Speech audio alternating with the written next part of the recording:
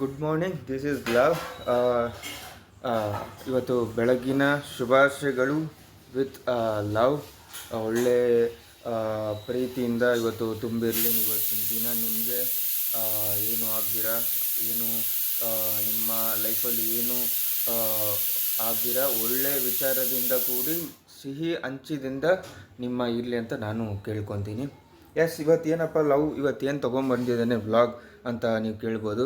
S, ಇವತ್ತು ಒಳ್ಳೆ ವಿಚಾರ ತಂದಿದ್ದೀನಿ. ಒಳ್ಳೆ ಮೋಟಿವೇಶನ್ ಸ್ಪೀಚ್, ಈಗಿನ ಜನ್ರೇಷನ್ಗೆ ಬೇಕಾಗಿದ್ದಂತಹ ಸ್ಪೀಚ್ ಇದು. ಸ್ಪೀಚ್ ಸಹ ವ್ಲಾಗ್ ವಿತ್ ಮೋಟಿವೇಶನ್ ಆಗಿರುತ್ತೆ.